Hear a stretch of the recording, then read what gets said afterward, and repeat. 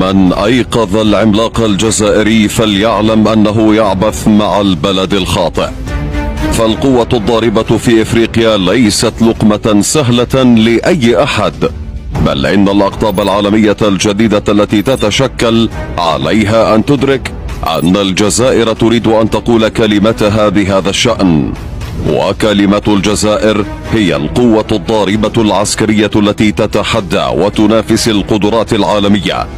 ولعل أبرز ما تتميز به الجزائر في المجال العسكري هو ترسانتها البحرية التي تصنف على أنها ثاني أقوى بحرية على المستوى العربي، وتثير مخاوفا إقليمية بقدرتها على تغيير معادلات التوازن في المنطقة.